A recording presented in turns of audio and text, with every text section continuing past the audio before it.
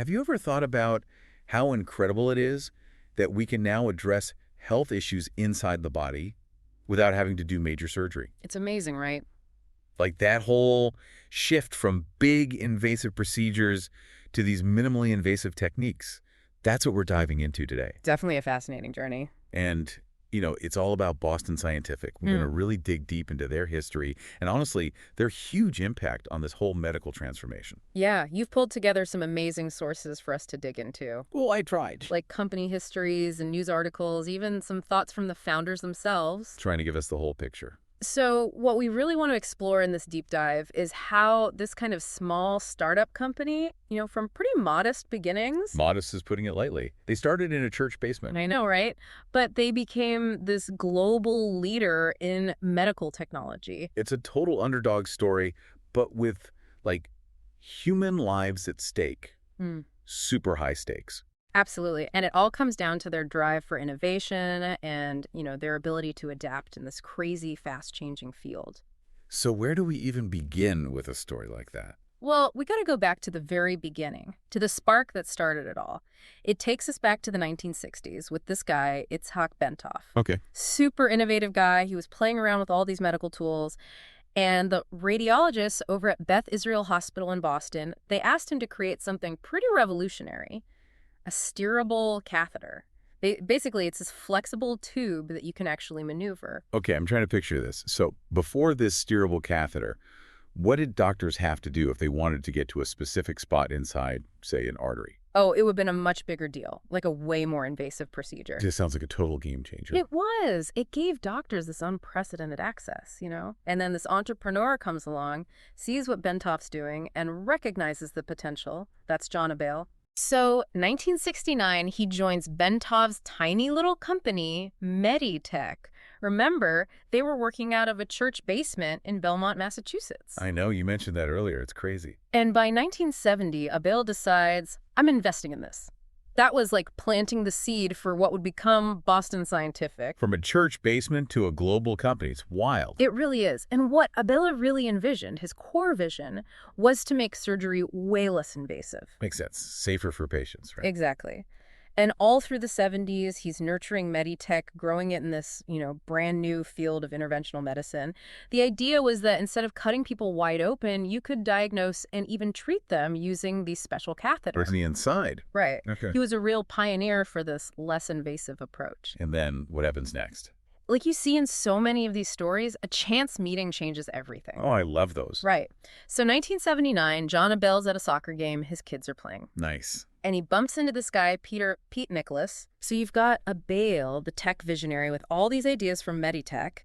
And you've got Nicholas, this sharp businessman with a ton of corporate experience. Their skills, perfectly complemented each other. Like the inventor and the business guy. Exactly. Nicholas actually said later that they, got together and started talking about building a company. They were both super focused on this whole minimally invasive therapy thing. They saw the potential. Big time. Abele knew the tech inside and out, and Nicholas knew how to build a business, so they team up.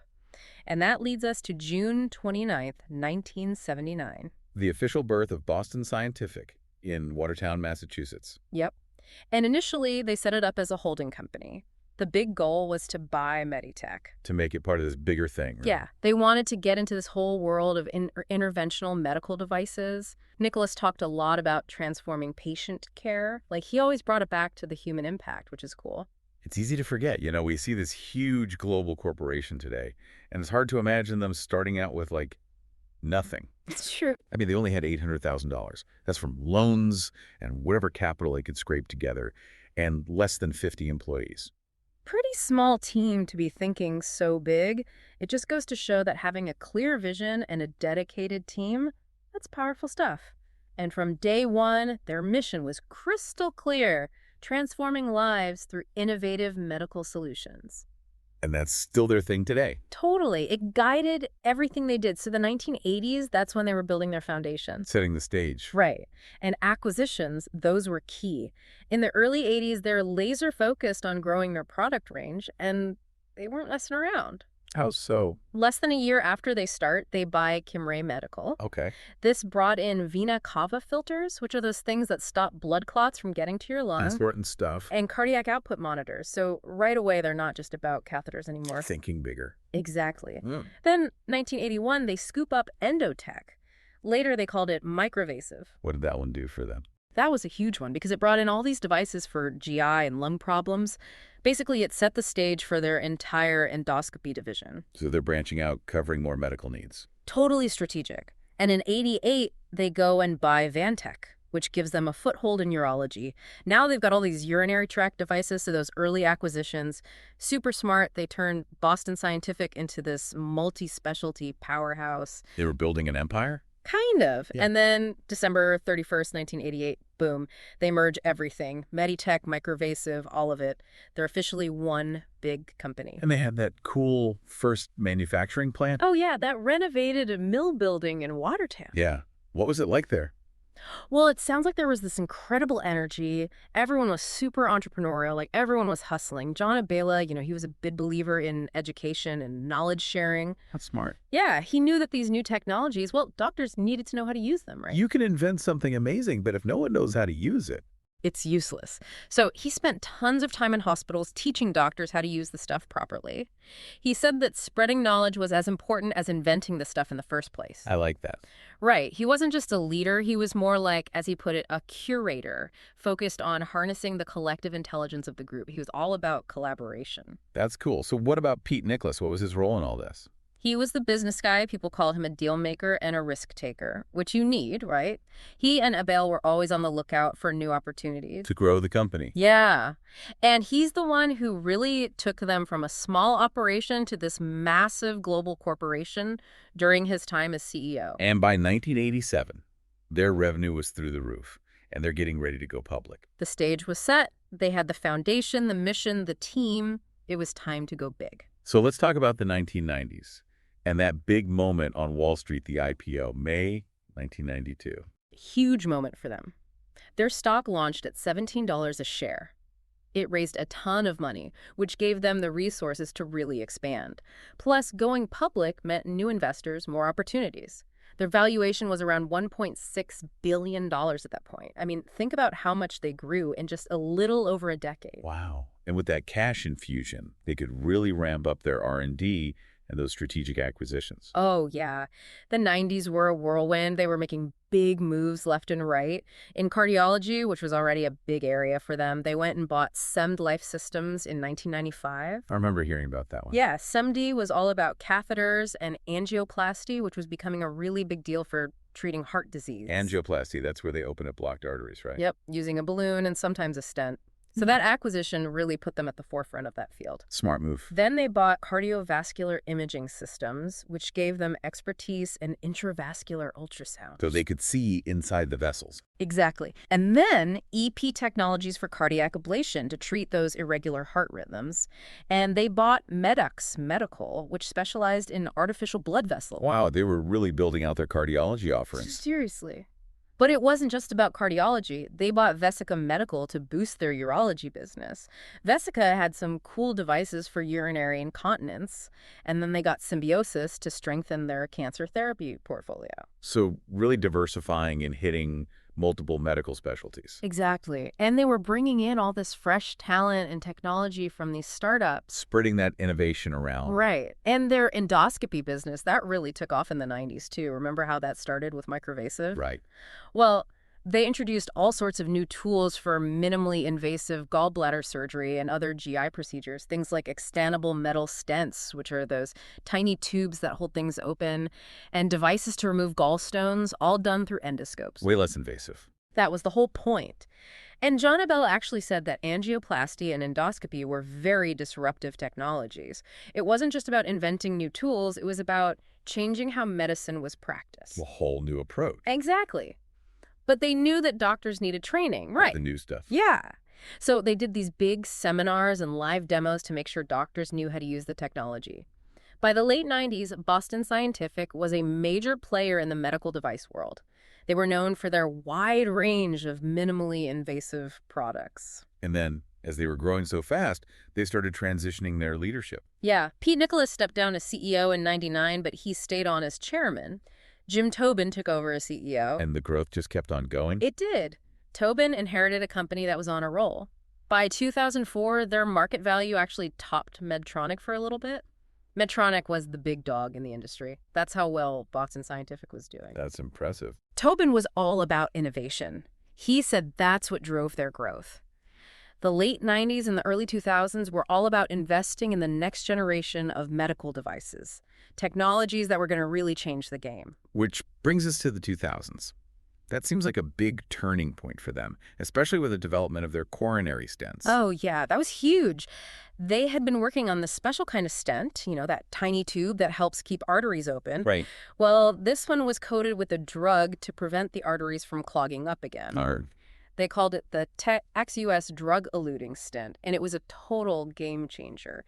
It got approved in Europe in 2003, and then in the US in 2004. I bet cardiologists loved it. Oh, they did. It meant way fewer repeat procedures for patients, and maybe even more importantly, it meant that more people could be treated with these minimally invasive techniques instead of having to go through open-heart surgery. Huge impact. Seriously. The Tech ex-US stent put Boston Scientific right at the top of the interventional cardiology market. And I bet that was a big boost for the company morale, too. Totally. It proved that they could innovate, take risks, and come out on top. It was a big win for addressing an unmet medical need. A real feather in their cap. Totally. One of their executives actually said that all the clinical data was showing just how safe and effective the TX-US stents were over the long term. It gave them the confidence to go after even bigger things. And then, in 2006, they made this massive move into cardiac rhythm management with the Guidant acquisition. $27 billion.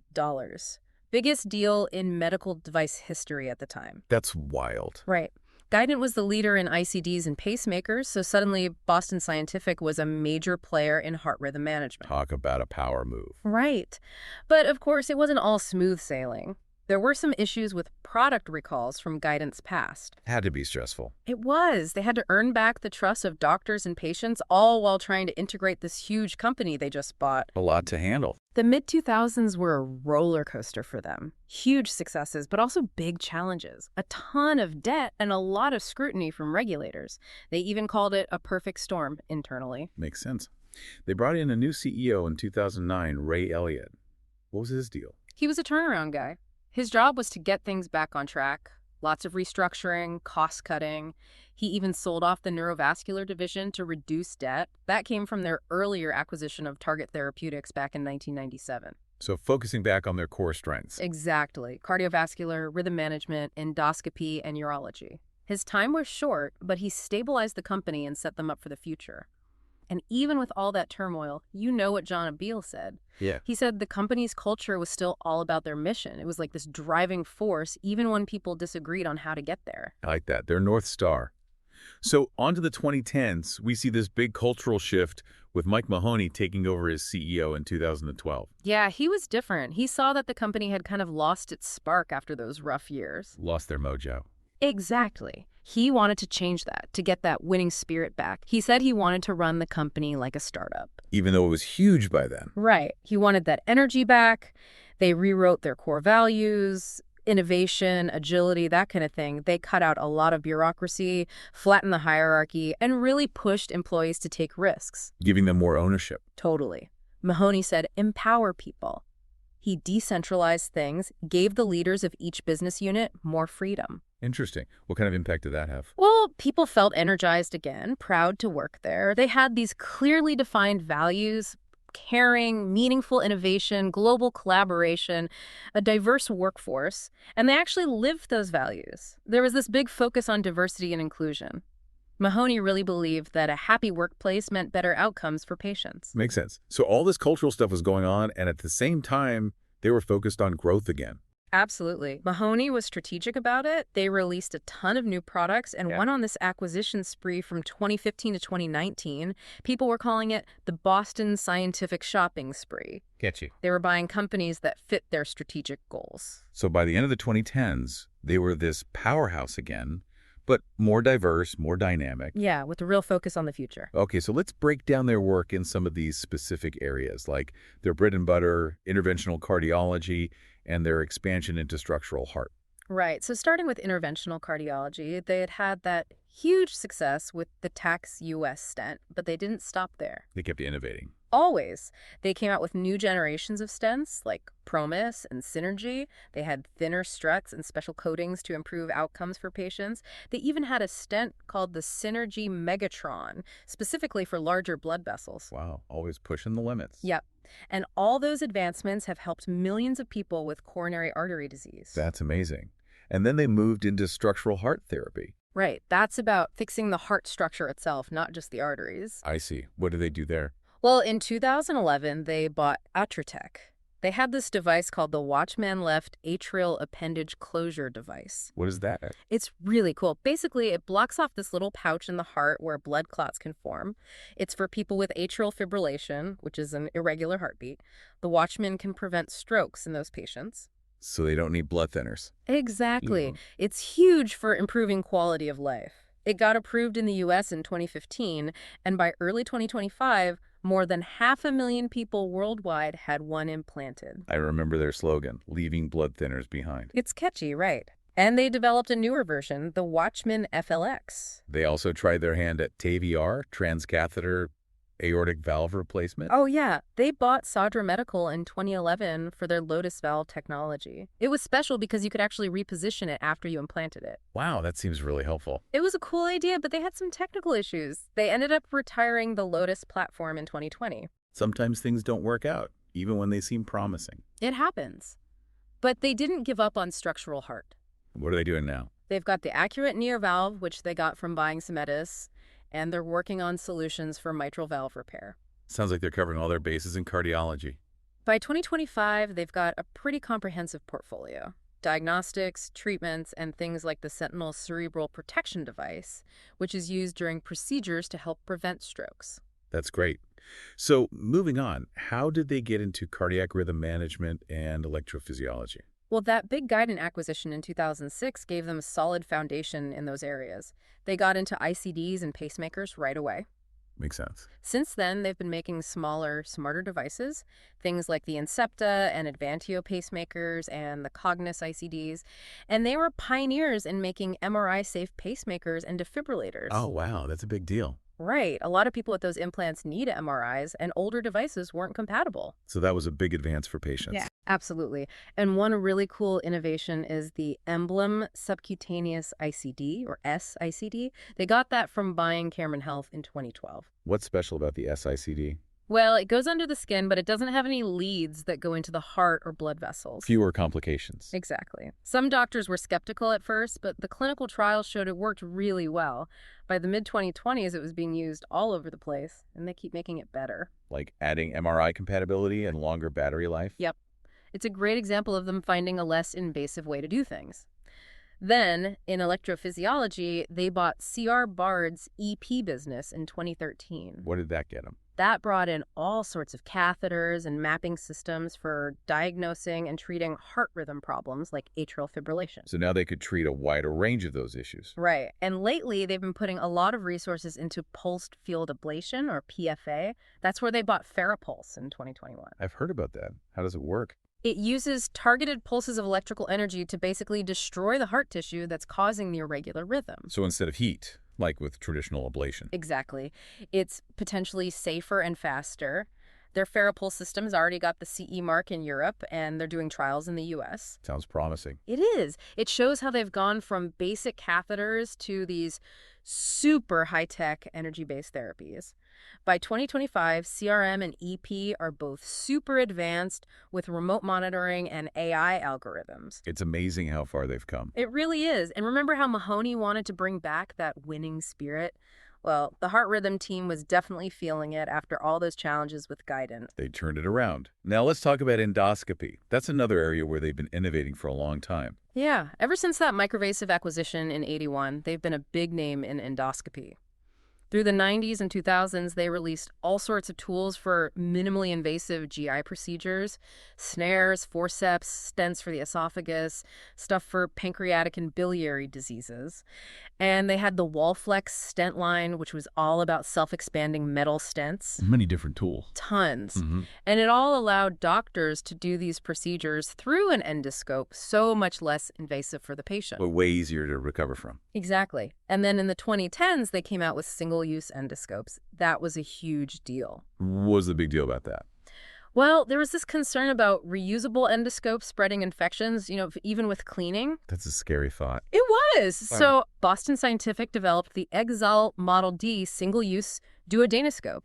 It was a big step forward for patient safety. That makes sense. The FDA was all over it. They cleared it for use in late 2019, and the FDA director even praised them for it. So each patient gets a brand new sterile scope. And then it's thrown away. No risk of cross-contamination. They even took that single-use idea to bronchoscopy, which is for the airways, with the Ixal-T Model B. It's a great example of them putting patient safety first. Absolutely. They also have this XIOS system for endoscopic ultrasound. Oh, yeah, that's a cool one. They got that from buying Xlamena in 2015. Basically, it lets doctors create a channel between different organs, like the pancreas and stomach. What for? For drainage. It can sometimes avoid surgery altogether. It's part of this new field called interventional GI, or third space endoscopy. Wow, sounds futuristic. Right. One doctor who helped invent it said it's the future of interventional endoscopy. So it's a big deal. Big deal. Lots of doctors are using it, and Boston Scientific's got training programs to teach them how to use it properly. By 2025, their endoscopy division is this powerhouse. They've got all sorts of products, from basic tools to cutting-edge stuff. Constantly in They're always working on something new, always collaborating with doctors to figure out what patients need. That's great. Now, what about urology and pelvic health? So they've been in urology for a while, remember, with that Medi-Tech acquisition. Right, early days. But they really jumped in head first in 2015 when they bought the men's health and prostate health businesses from American Medical Systems, or AMS. How much did that cost them? $1.6 billion. Wow. That's a big investment. It was, but it got them some key products. The Greenlight laser system for BPH, the AMS 800 artificial urinary sphincter for incontinence, and penile implants. So now they're a one-stop shop for urology. Pretty much. They've kept improving those therapies, like the Greenlight laser. It's become a really popular alternative to more invasive prostate surgery. Honest downtime, faster recovery. Exactly. And they've expanded into women's health, too. Pelvic health and gynecology. They've had some challenges with pelvic mesh, but they're focusing on less controversial innovations. I see. What kind of things? Well, in 2018, they bought Envision Medical, who had this device for detecting ovarian cancer cells in the fallopian tubes. So getting into diagnostics, too. Yep. And they launched products like the LithoView single-use ureteroscope for removing kidney stones in 2016. Following that single-use trend from endoscopy. Smart, right.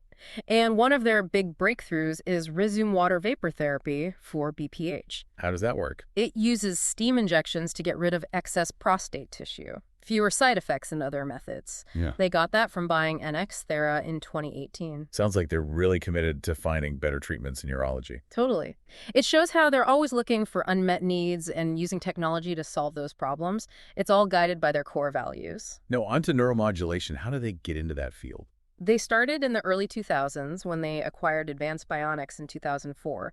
That got them into spinal cord stimulation and cochlear implants. Spinal cord stimulation, that's for pain management, right? Exactly. It's for people with chronic pain. They implant this device that sends electrical pulses to the spinal cord to block the pain signals from reaching the brain. Interesting. They released the Precision SCS system, which was pretty advanced for its time. It allowed for very personalized therapy. Tailored to the patient. Right. And over the next 10 years, they kept making improvements. Smaller devices, rechargeable batteries, MRI compatibility, and more sophisticated waveforms. We're always refining the technology. Yep. By the 2010s, they were one of the top 3 companies in the spinal cord stimulation market. Then they came out with the Spectra WaveWriter SCS system. It was the first one that could combine multiple types of stimulation at the same time. Even more personalized. Exactly. And they had data showing it could really reduce pain and help people get off opioids. Wow, that's a big deal. It is. The people working on this stuff, they're super motivated by patient stories. It's all about improving quality of life for people who are suffering. That's awesome. They also expanded into deep brain stimulation, or DBS, for Parkinson's disease and essential tremor. So they're applying their electronics expertise to the brain now. Exactly. They have the Vercise DBS system, which got approved in Europe around 2012 and in the US in 2017. It's really advanced. It allows neurosurgeons to precisely target the areas of the brain they need to treat. Sounds very high tech. It is. One neurosurgeon said it's like using a spotlight instead of a floodlight. They've also incorporated image guidance and special software to make the procedures even more accurate. DBS isn't as big a market as SCS, but it shows that they're committed to innovation in this field. What else are they working on in neuromodulation? Lots of stuff. They're doing radiofrequency ablation. They acquired Vertiflex in 2018 and 2019 for lumbar spinal stenosis. They're investing in bioelectronic medicine. And in late 2022, they bought Biometrics Limited, which is focused on overactive bladder. So they're all over neuromodulation, from pain management to brain stimulation. It's another example of how they've evolved and expanded into all these sophisticated medical areas. And it's always about using technology to benefit patients. So let's bring it up to date. What have they been up to recently? What's the future looking like for Boston Scientific? Well, they entered the 2020s in a strong position. And they weathered the COVID storm. They did. By 2024, they had over 50,000 employees and were treating something like 44 million patients a year. That's incredible. Right. And they actually helped out during the pandemic by supporting healthcare providers and accelerating remote tech development. Makes sense. So what have they been focusing on lately? Well, they've got some cool products and advancements. The Washman FLX is getting more approvals. The Synergy Megatron stent is doing really well. And what about that Farapulse PFA system? Still in trials, but it's showing great promise for treating atrial fibrillation. They're also putting a lot of emphasis on leadless pacemakers, which is a huge area for the future. No wires at all. Exactly. On the acquisition front, they bought Apollo Endosurgery in 2022, which got them into obesity treatment and GI closure. So expanding their endoscopy business again. Yep. And they were planning to buy Relievant Med Systems for their back pain treatment. They did withdraw a bid for a Korean company that makes GI stents because of antitrust concerns, though. So they're still actively looking for acquisitions. Always. They also hit some regulatory milestones. The Vertiflex procedure got FDA approval, the Exalt Model B bronchoscope got cleared in 2021, and they got approval for TheraSphere Y90 radioembolization for liver tumors. That one came from the BTG acquisition, right? Right, back in 2019. Shows they're getting into interventional oncology, too. So many different areas. They're all over the place, and they're doing trials for drug-device combinations and bioresorbable materials. What does that mean, bioresorbable? Stuff that dissolves in the body over time, so you need another procedure to remove it. Wow, that's the future. Right. They're spending a ton on.